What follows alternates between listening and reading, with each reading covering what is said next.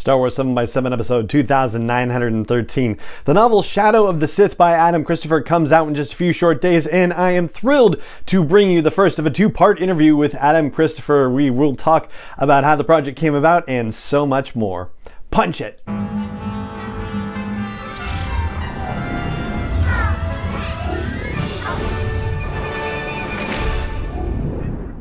Hey Rebel Rouser, I'm Alan Voivod and this is Star Wars 7 by 7, your daily dose of Star Wars joy.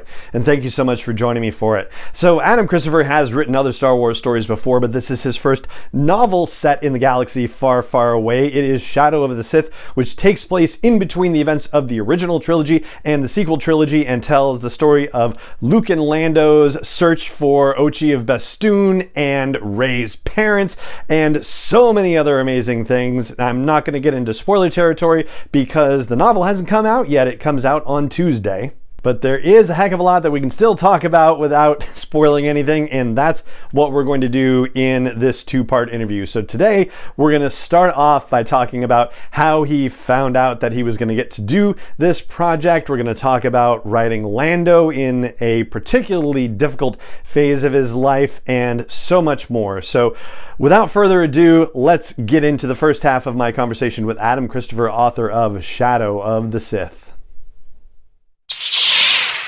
Adam Christopher, welcome to Star Wars 7 by 7. How are you today? Hi, good, thank you. Thanks for having me on. Oh, I'm so glad to be able to talk with you, and especially in a quieter environment. We got to meet briefly at Star Wars Celebration with that one booth that was right nearby, the Penguin Random House booth with the incredible thumping music the going DJ. on. Yeah, that was interesting. Yeah. Yes, it was. Oh my goodness. But we get a lot quieter conversation here, which is awesome, but hopefully no less exciting. And we're going to talk about Shadow of the Sith, which is your first novel to be published about the galaxy far, far away. So congratulations on that. Thank you very much. And can you tell our listeners how the project came about? Yeah, I mean, it's going to sound a bit anticlimactic, but I got an email. Well, because I'd done some short stories for the From a Certain Point of View anthologies, and I'd also done an IDW Star Wars Adventures comic backup. Yes. And I had worked on a Stranger Things novel, Darkness on the Edge of Town, which is actually the same editorial team as the Star Wars team at Del Rey. Ah. So I'd worked with them before, and I always wanted to do Star Wars in a more kind of full length thing than just the short stories. I was working on, well, I guess originally they invited me to do a Mandalorian novel, which I was working on, which we had to let go. But then the email was like, well, bad news is we're going to let the Mandalorian go. On the other hand, there's another book which you might be interested in, and it was Shadow of the Sith, or it wasn't even that. It was just, well, that story that Lando tells Rey in The Rise of Skywalker, where he and Luke went off searching for, Ochi of Bestoon, looking for a wayfinder. It's like, why don't you tell that story? And that was it.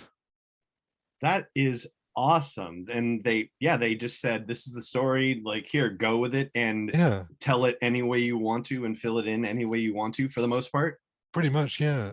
Because my first thought was, my goodness, that's the other book. Like, seriously? I'm sad the Mandalorian had to go away, but then it's like, this is the other book? Okay, cool. And yeah, I think this is the thing with Star Wars. It's like they only want authors with experience, and especially because I'd actually worked with them before on Stranger Things, so they knew what I could do, and the kind of what I could produce for them. So they kind of had that confidence to just say, here's the idea, go for it. Excellent. So, not much is really known about that time period in the saga, and clearly you're a fan of the saga already. So, what was it like for you to learn that you were going to get to write a key part of Luke's journey, and that you'd also get to bring in other familiar faces from the sequel trilogy? Yeah, I mean, really amazing. As a fan, I couldn't quite believe it. But then I also knew, I suddenly had this big job to do. The opportunity to write two of the main saga characters, Luke and Lando, but not just any story. Like, this is an important kind of I guess I call it like a tent pole moment in that middle period between Return of the Jedi and The Force Awakens.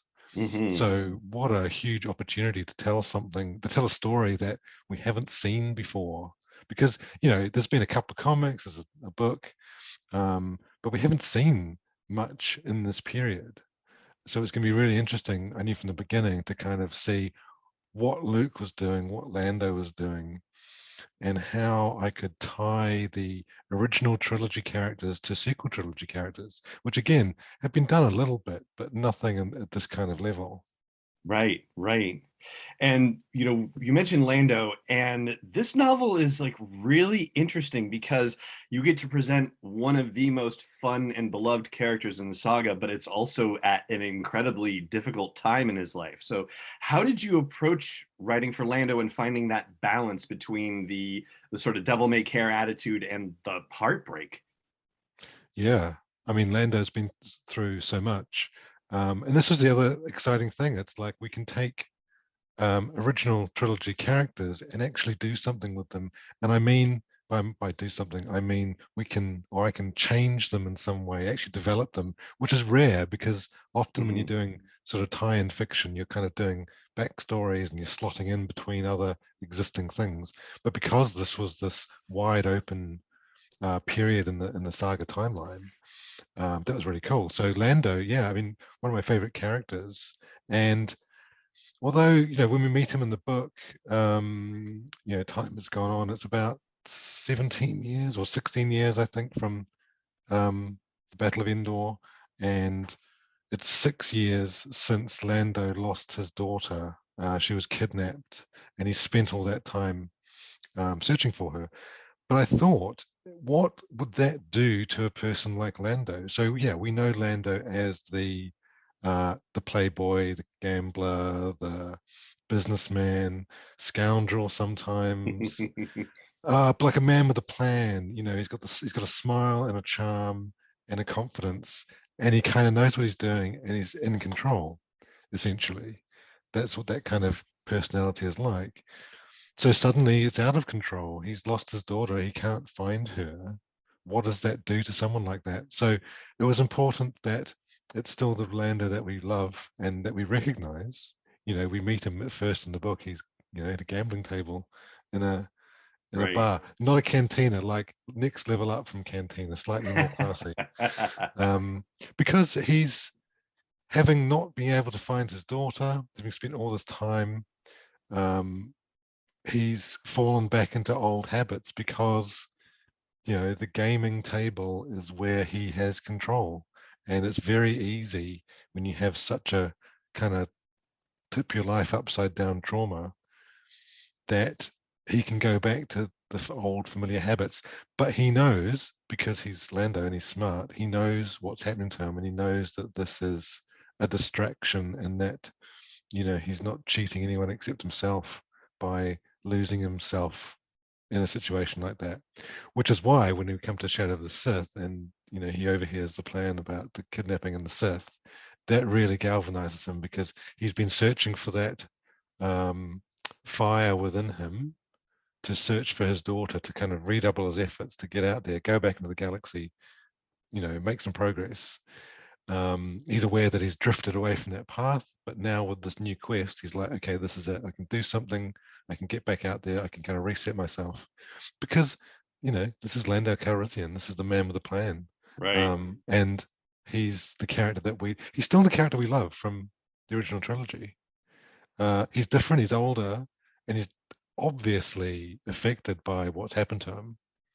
But it's quite good, Luke being kind of an old, it's like they're not best friends, but they've got a 20-year relationship, Hmm. regardless of how far apart or close together they were. And I suspect they kind of bounced off each other periodically, in sort of stories that we don't see. But yeah, I mean, Lando was a really cool character to write. And yeah, the strength I found in him, because he's Lando, and that sounds silly, he's Lando, but But I mean, how there's the many other characters can you say that about? yeah, I mean, maybe Han Solo too, and right. Leia also, I guess. But So yeah, so Lando is Lando, and that is how he deals with the situation, and I think he kind of comes out of it, hopefully, in a better place. Yes, absolutely. And we're going to keep this conversation spoiler free because it is going to come out prior to the release of the novel, which is next week from when we're recording this. So Yeah. that's awesome too. It's really incredible. I want to turn you to the Rise of Skywalker since we talked about not knowing a lot about that time period in between the movies of the sequel trilogy, and you getting to see the Rise of Skywalker and not knowing a lot of what happened during that time period yourself at that moment. I mean, depending on when they offered this to you, but like, do you recall your initial reaction seeing the Rise of Skywalker, and in particular seeing Rey's parents ever so briefly on the screen? Yeah, the Rise of Skywalker. I mean, I'm a Star Wars fan. With every Star Wars movie, you go and see it 4 or 5 or 6 or 7 times, Yes. or 8 times. Um, the two things that I still remember for that very first viewing was, firstly, the scene of Lando telling Rey about him and Luke going off on an adventure. Mm. Because my reaction to that was, what do you mean it's Lando and Luke? Like, that is an odd pairing for this kind of mission. So that was my first reaction to that. You And then, actually remember like having that yeah, reaction? That's amazing. I kind of, because I was with my wife, I kind of like looked sideways. It was all dark in the theater. I kind of looked sideways at her. I'm like, Luke and Lando? Are you kidding me? Which, but not in a bad way, because I thought, well, that would be a really interesting story, because Luke and Lando are quite different people, and they're friends, but they're not best friends. Hmm. So I thought, okay, that's a kind of interesting little wrinkle. And then you mentioned like the flashbacks of Ray's parents. We see them for like 5 seconds. Um, but again, I remember it very well because Jodie Comer, who plays Ray's mother, is like one of my favorite actresses. She is You know, amazing. yeah, she's in a series called Killing Eve, which um, amazingly, there's a GIF from Killing Eve of every kind of reaction you could think of. So on Twitter, I tend to troll people by posting GIFs from Killing Eve. But when I saw her on screen, it's like, oh my goodness, it's Jodie Comer. Um, so I was kind of enthralled because, like, I love Jodie Comer, and there she is, and she's in Star Wars, and not just in Star Wars, she's Rey's mother. And again, it's this kind of classic Star Wars tradition of really important characters or really interesting characters only being on screen for a couple of seconds. Yeah. It goes right back to my favorite when I was growing up as a child. My favorite scene ever was the bounty hunters in Empire Strikes Back, because amazing costumes and designs and creatures and droids, but you see them for 10 seconds and then that's Yes. it. you know so when I was playing with the action figures, I think this is part of my kind of creativity, my kind of creative learning as I was growing up. It's like I would play with the bounty hunter action figures because I could create their stories in my head when I was playing, because we didn't see it on screen. Ah. So in a way, this is the same kind of thing. It's like we've got Dathan and Miramir, Rey's mother and father, that we see for 5 seconds in the Rise of Skywalker, and there's like 2 lines of dialogue. But that's kind of fascinating because now, although they already exist technically, because we see them on screen, Hmm. I get to create the characters in the book, which is really kind of cool. Very cool. Yeah, and beautifully drawn and well done, and also heartbreaking. And this is not a spoiler in the sense that we know that these characters die. And at Star Wars Celebration Anaheim, at one of the panels that you were at there, you discussed writing about the death Right. of Rey's parents. So this is already out there. But you actually mentioned at Celebration that it was difficult for you to write about the death of Rey's parents, and I think you mentioned that you had multiple tries at it before you finally got to a place where you were, well, happy with it seems the Yeah. wrong word, but where you were content with it, I guess. Can you talk a little bit more about the challenge of that for you? Yeah. So that was the last scene that I wrote, and I think I kept it for the end. I mean, I tend to write my books in order because it's easy, Hmm. but I kept that to the side because I knew I had to get this at some point, but I didn't really know what to do with it, because and it's not a spoiler, but during the book, most of the point of view of Dathan and Miramir's scenes are told from Dathan's point of view. Um, so it's like, well, what do I do? So I did I think maybe 4 or 5 versions. I had Dathan's point of view, I had Miramir's point of view, I had Ochi's point of view, like which version of that would work. But I left it to the end because I knew it was going to be difficult. I mean, difficult emotionally, because I've just written this book with these characters and I have to kill them. That's choice is not mine. But I thought that was interesting because, as characters in the book, they don't know what's going to happen. Now we know what's going to happen because we've seen the movie, but they don't know that. So everything they're doing, we don't know what's going to happen in our lives. They don't know what's going to happen. So they're really doing their best for Rey to save her and get away from this menace. And although it was obviously going to happen, that scene where they are killed by Ochi, I wanted to avoid this kind of inevitability, because you think, well, what's the point of telling the story, because we know they're going to die, so it's all boring. So I kind of tried to not play with the reader, but sort of, maybe I did play with the reader, but surprise the reader. They talk, Dathan and Miramir in the book, they talk about how, well, they've got to do is make one mistake and it's over. So they've got plans and schemes and adventures across the galaxy. And then I think when that moment comes, when they meet the Sith, they meet the scene from Rise of Skywalker, it's sort of like, yeah, that's a mistake. They made a mistake. It's over. And it surprises them, and I hope it surprises the reader, because that kind of grinding inevitability of they're going to die, they're going to die, they're going to die, would make for a bit of a dull sort of narrative. So I really wanted to avoid that. And I think, it's almost like when I did that scene, I was kind of surprised myself. It's like, oh, this is it, the end of the road. That's great to be able to surprise yourself a little bit, to be able to find that for yourself as you're writing it. Yeah, and it's the whole thing of it's a prequel novel, you could say. It's a prequel for everybody. Everything this is Star Wars. Everything is a prequel to something. But yeah, if they don't know what's going to happen, then I don't want the reader to know what's going to happen, even though we know the scenes from the Rise of Skywalker. Those scenes are almost not the point.